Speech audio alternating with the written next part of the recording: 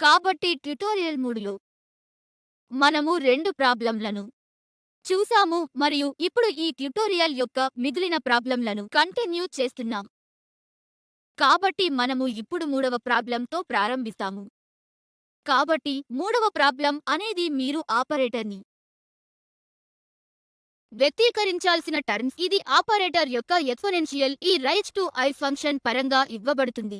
In bracket notation form ఉపయోగించి యొక్క eigen state operator ఆధారంగా ఉంటుంది. కాబట్టి ఈ ప్రాబ్లం చాలా సులభం. నేను మీకు ఈ ప్రాబ్లం యొక్క సూచనలను ఇవ్వగలను మరియు మీరు దీన్ని చేయగలరు. కాబట్టి ముందుగా మనం ఈ ప్రాబ్లంలో ప్రాబ్లం 3 అని ఊహిస్తాము. మనం ఏమి చేస్తాము అంటే అని ఈ ఆపరేటర్ సాధారణమైనది అని ఊహిస్తాము. A dagger is equal A dagger operator A dagger కి సమానం మరియు మీరు ఈ ఆపరేటర్ ని వేవ్ ఫంక్షన్ లో ఆపరేట్ చేసినప్పుడు అది మీకు సైలో కొంత ఐగన్ వాల్యూ లాంబ్డా ఇస్తుంది. కాబట్టి ఈ ఆపరేటర్ n సార్లు ఆపరేట్ చేసినట్లయితే ఒకరు పొందేది n లాంబ్డా n సై n యొక్క సై అవుతుంది. కాబట్టి ఇప్పుడు ఈ ఆపరేటర్ ని ఏ టర్మ్స్ పవర్ సిరీస్ పరంగా వ్రాయవచ్చు. కాబట్టి f of any cn A cap అని వ్రాయవచ్చు. మనము ఆపరేటర్ని పవర్ టర్మ్స్ పరంగా వ్రాయవచ్చు మరియు ఇది మీకు f యొక్క ఫంక్షన్ యొక్క సంబంధిత టర్మ్స్ ని ఇస్తుంది. కాబట్టి ఇప్పుడు ఈ ఆపరేటర్ వేవ్ ఫంక్షన్పై ఆపరేట్ చేయబడితే f ఆఫ్ వేవ్ ఫంక్షన్ పై ఆపరేట్ చేస్తే ఒకరు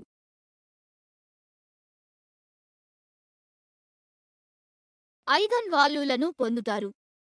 కాబట్టి మనము cn క్షమించండి టర్మ్స్ 3 లాంబ్డా వ్రాస్తాము. ఇది మనము పొందుతాము. కాబట్టి ఈ ఫంక్షన్ ఐగన్ వాల్యూ పరంగా ఐగన్ వాల్యూలకు అనుగుణంగా ఉంటుంది. నేను కొన్ని టర్మ్స్ పరంగా వ్రాయాలనుకుంటే ఇప్పుడు ఈ ఆపరేటర్ ఐగన్ స్టేట్ ఆధారంగా కాబట్టి మనం ఈ ఆపరేటర్ని వ్రాయవచ్చు వంటి కొన్ని ఏ ప్రైమ్ లెట్ మీ కాల్ ఏ ప్రైమ్ యాస్ ప్రొజెక్షన్ ఆపరేటర్ పరంగా అని పిలువండి.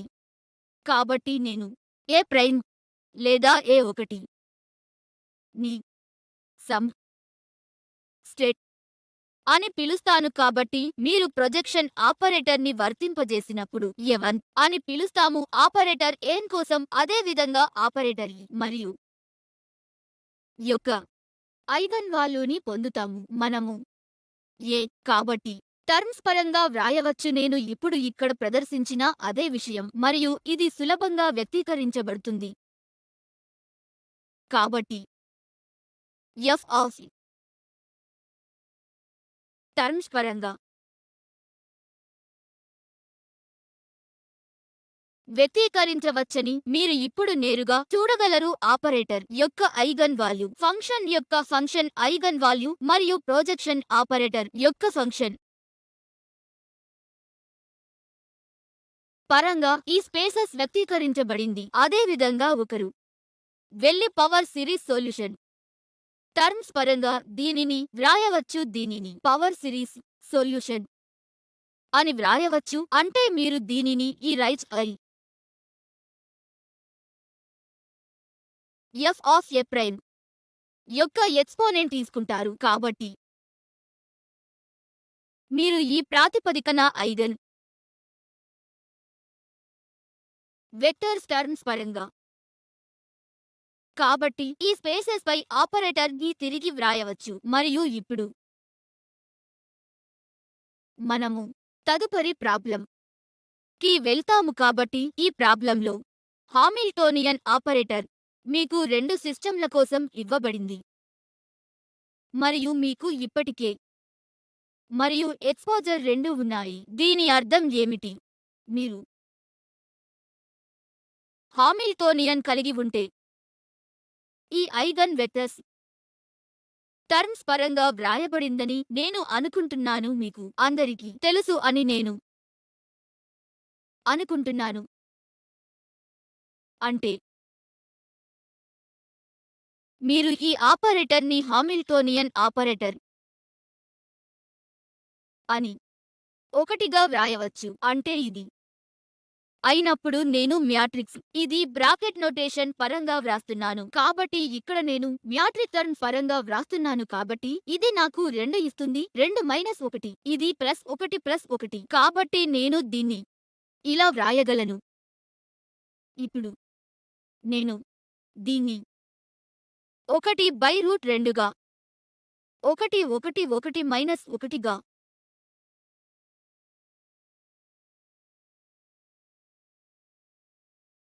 తిరిగి వ్రాస్తే ఇది ఏమీ కాదు కానీ మీరు ఇప్పటికే హరమార్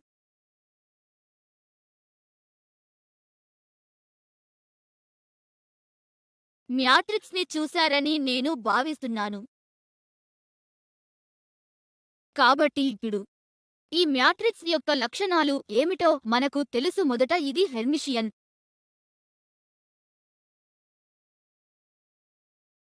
తరువాత యూనిటరీ. ఇది ఒక యూనిటరీ మ్యాట్రిక్స్. ఇది హెర్మిషియన్ మరియు మీరు ఇక్కడ నుండి చూడవచ్చు దీనికి 0 ట్రేస్ ఉంది కాబట్టి ట్రేస్ 0 అవుతుంది. కాబట్టి ఇది హరమార్గ్ మ్యాట్రిక్స్ యొక్క 3 లక్షణాలు మరియు ఈ మ్యాట్రిక్స్ యొక్క ఐగన్ వాల్యూస్ మీకు తెలిసినందున ఇది 1 - 1 మీరు సులభంగా పొందవచ్చు మరియు ఆపరేటర్ H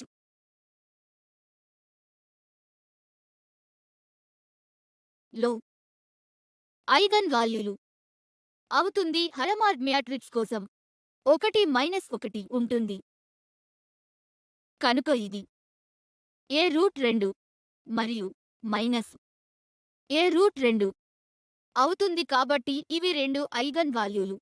కాబట్టి ఈ ఐగన్ వాల్యూలను ఉపయోగించి మీరు ఐగన్ వెక్టర్ను సులభంగా లెక్కించవచ్చు. Hi1 సబ్స్టిట్యూట్ గా గణించడానికి ఒక సాధారణ మార్గం λ1 1/1కి ఈక్వల్ ఈ ఆపరేటర్ యొక్క ఐగన్ వాల్యూ కాబట్టి మనకు 2 ఐగన్ వాల్యూలు ఉన్నాయి. λ1√2 నేను λ1ని a√2 గా తీసుకుంటాను మరియు λ2 a-√2 అని అనుకుందాం. కాబట్టి నేను ఒక ఉదాహరణను ప్రదర్శిస్తాను. కాబట్టి h అనేది 1 1 1 - 1 తప్ప మరొకటి కాదు మరియు నేను నిలువు వరుస వెక్టర్ని సమ్ x1 x2 అని పిలుస్తాను. ఇది a√2 x1 x2 మరియు ఇప్పుడు మీరు ఎవాల్యుయేట్ చేయడం చాలా సులభం కాబట్టి x1 + x2√2 x1 + x2√2 x1 అవుతుంది. x1 - x2√2 x2 eigen vectors ఉంటాయి. కాబట్టి నేను ఇప్పుడే ప్రదర్శించిన మొదటి ఫలితాన్ని ఇస్తుంది.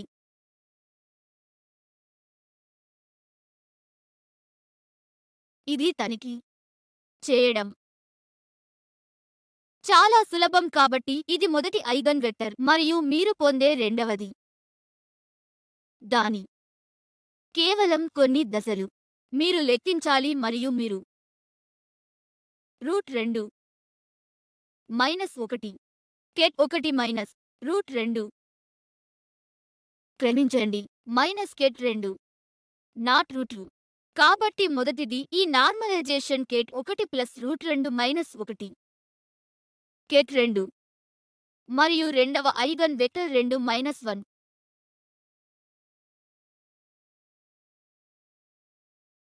యొక్క స్క్వేర్ రూట్ 1 మైనస్ కెట్ 2 అవుతుంది.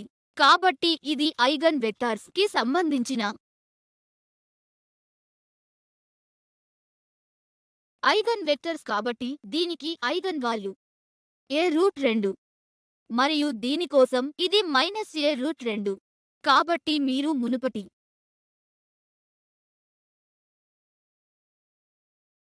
భాగం నుండి ఫలితాన్ని పొందిన తర్వాత మీరు సులభంగా తనిఖీ చేయవచ్చు. మీరు సరళీకృతం చేసినప్పుడు మీరు ఐగన్ వెక్టర్ ని పొందుతారు. మీరు దానిని కెట్ 1 మరియు కెట్ 2 టర్మ్స్ తిరిగి వ్రాస్తారు. సరే, ఈ ప్రాబ్లం 5ను అధిగమించండి. సెట్ సై ని 3i phi 1 minus 7 I five 2గా పరిగణించండి మరియు కై ఈ ఎక్స్ప్రెషన్ ద్వారా ఇవ్వబడింది. అంటే minus phi 1 plus 2 I five 2. ఇక్కడ ఈ కెట్లు ఫై 1 మరియు కెట్ ఫై 2 ఆర్థోనార్మల్. మరియు మీరు ఇప్పుడు 3 విషయాలను లెక్కించాలి. ఒకటి, మీరు కెట్ సై ప్లస్ కై మరియు డ్రా కై ప్లస్ సై ప్లస్ కైలను లెక్కించాలి. ఆపై బి భాగంలో మీరు సై మరియు కై యొక్క స్కేలార్ ప్రొడక్ట్ ని లెక్కించాలి మరియు అవి సమానంగా ఉన్నాయో లేదో తనిఖీ చేయాలి. కాబట్టి బి మరియు సి పార్ట్ నుండి మనము తరువాత చర్చిస్తాము. కాబట్టి సి పార్ట్ స్టేట్ సై మరియు కై స్క్వాజ్ ఈక్వాలిటీ మరియు త్రిభుజ అసమానత ని సంతృప్తి పరుస్తుంది. కాబట్టి మీరు ఇప్పటికే అసమానతలను మీ సాధారణ లెక్చర్లో ఈ త్రిభుజ అసమానతని చివరిసారి చర్చించాము. కాబట్టి కేవలం గుర్తుకు తెచ్చుకోండి మరియు ఇది సంఖ్యాపరమైన తనిఖీ చేయండి. కాబట్టి మీరు కేవలం దీనిని ప్రయత్నించవచ్చు. కాబట్టి మొదటి భాగం సైతో ప్రారంభించనివ్వండి. 3 ఐ ఫై 1 మైనస్ 7 ఐగా మీకు ఇవ్వబడింది. ఫై 2 మరియు కై మీకు minus phi 1 plus 2 I five 2 గా ఇవ్వబడింది. ఇది చాలా సులభం. ఇది కేవలం ఒక సాధారణ జోడింపు. ఇది నాకు 1 ప్లస్ 3 ఐ ఫై 1 ఇస్తుంది. నేను కెట్స్ ని జోడిస్తున్నాను మరియు ఇది మైనస్ 7 ఐ మరియు ఇది ప్లస్ 2 ఐ. కాబట్టి సింపుల్ మైనస్ 5 ఐ ఫై 2 అవుతుంది. కాబట్టి ఇది చాలా సులభం. మీరు 2 కెట్లను జోడిస్తున్నప్పుడు మీరు వాటిని జోడించవచ్చు. సరే, మేము ప్రాపర్టీని ఉపయోగిస్తున్నాము. మీరు దీన్ని సరళంగా జోడించవచ్చు మరియు మీరు ఈ ఫలితాన్ని పొందుతారు. ఇప్పుడు మీరు సై ప్లస్ కై యొక్క డ్రాను కనుగొనవలసి ఉంటుంది. కాబట్టి మీరు ఏమి చేస్తారు అంటే సంక్లిష్ట సంయోగం కాంప్లెక్స్ కాంజుగేట్ ని తీసుకోండి. కాబట్టి మీకు minus 1 minus 3 i phi 1 plus 5 ket phi 2. దీన్ని తనిఖీ చేయడం చాలా సులభం ఉంటుంది. సరే, ఇది బి పార్ట్ లో సరైన భాగం. మీరు ప్రాబ్లంను ప్రయత్నించవచ్చు. మీరు సై యొక్క డ్రా మరియు కై మరియు కెట్ను కేవలం ఉంచడం ద్వారా దాడి చేయవచ్చు మరియు ఫై 1 ఫై 2 ఆర్థోనార్మల్ అని మీకు తెలుసు. అంటే ఫై 1 లో ఫై 1 నాకు 1 ఇస్తుంది మరియు ఫై 2 లో ఫై 1 నాకు ఇస్తుంది. అది సూచన. కాబట్టి మీరు తనిఖీ చేయాలి. ఇది మరియు ఇది సమానం. కాబట్టి అంచనా అంటే కై సై అంటే ప్రొడక్ట్ సై మరియు కై అవుతుంది తప్ప మరేమీ కాదు. కాబట్టి మీకు రీకాల్స్ ఫర్ ఇన్ఈక్వాలిటీ అవుతుందో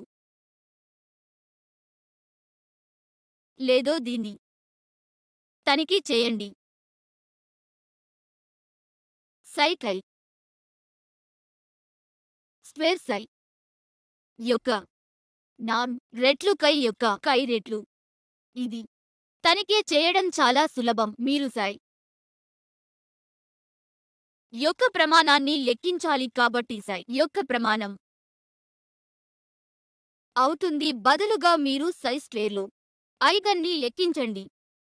సరే, సై యొక్క నాన్ దీని స్క్వేర్ రూట్ అవుతుంది కాబట్టి ప్రాథమికంగా మనము దీని యొక్క స్క్వేర్ రూట్ లెక్కించడం లేదు, లేదా మీరు దీన్ని కేవలం చేయవచ్చు. కాబట్టి మీరు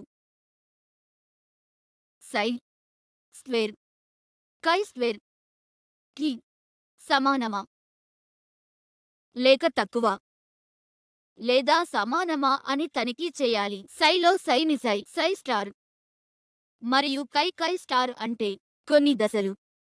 మరియు మీరు మునుపటి ఉదాహరణలో ఇప్పటికే లెక్కించిన సై పై కై ని లెక్కించడం ద్వారా దీనిని పరిష్కరించవచ్చు. కాబట్టి అవి సమానం. కాబట్టి ఇది ఒక భాగం మరియు రెండవ భాగం లో మనం చేసేది. అయితే మనం త్రిభుజ ఇనీక్వాలిటీను తనిఖీ చేయాలి. కాబట్టి త్రిభుజం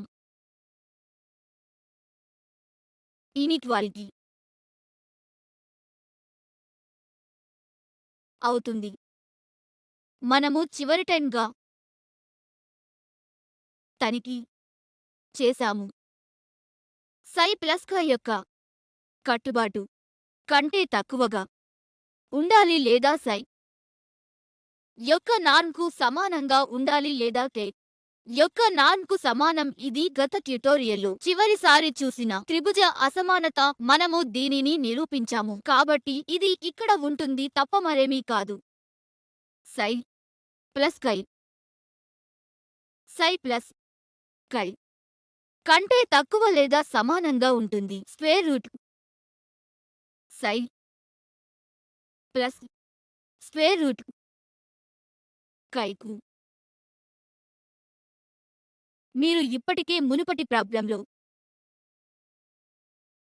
సై స్క్వేర్ మరియు కై అయితే కై స్క్వేర్ని లెక్కించారు. మీరు సై స్క్వేర్ని లెక్కించారు. ఈ భాగాన్ని లెక్కించారు. రెండవ ప్రాబ్లం యొక్క మొదటి భాగంలో మీరు లెక్కించిన ఈ భాగాన్ని మీరు బ్రా మరియు కేట్ని తీసుకొని మాత్రమే చేయాలి. బ్రా మరియు కేట్ మల్టిప్లికేషన్ మరియు స్క్వేర్ రూట్ ని తీసుకోండి. కాబట్టి ఇది కొన్ని గణనలను కలిగి ఉంటుంది. నేను ఉద్దేశపూర్వకంగా దీన్ని దాటవేస్తున్నాను కాబట్టి మీరు దీన్ని మీరే చేసి ప్రయత్నించండి మరియు మీరే వ్యాయామంగా లెక్కించండి. కాబట్టి ఇటువంటి ప్రాబ్లమ్స్ చాలా ఉపయోగకరంగా ఉంటాయి మరియు తదుపరి ట్యుటోరియల్లలో మనం మరిన్ని ఫిజిక్స్ ను చూస్తాము. మరిన్ని భౌతిక ఆధారిత ప్రాబ్లంలు. ఇవి మూడవ మరియు నాల్గవ ప్రాబ్లం మినహా కొన్ని గణిత ఆధారిత ప్రాబ్లంలు. కాబట్టి ఇది మీకు ఎక్స్పోజర్ ఇవ్వడానికి మాత్రమే. బ్రా మరియు కేట్ నొటేషన్. కాబట్టి మీరు బ్రా మరియు కేట్ నొటేషన్ ని అలవాటు చేసుకోవాలి. ఇది చాలా ఉపయోగకరంగా ఉంటుంది మరియు మీరు చూస్తారు ఇది గణన చేయడానికి చాలా ఉపయోగకరంగా ఉంటుంది. కాబట్టి మీరు తప్పక చూడాలి. ఈ నొటేషన్లు మీరు ఈ లెక్కలు చేసినప్పుడు ఈ సంజ్ఞామానాలు చాలా ఉపయోగకరంగా ఉంటాయి మరియు మీరు వ్యక్తీకరణలపై మీ చేతులను కలిగి అంటే ఈ లెక్కలు ఉండాలి. కాబట్టి ఈ ట్యుటోరియల్లో నేను మీకు ఇచ్చిన సూచనతో ఈ ప్రాబ్లమ్స్ ను మీరే ప్రయత్నించండి. మేము తదుపరి టైం కంటిన్యూ చేస్తాము.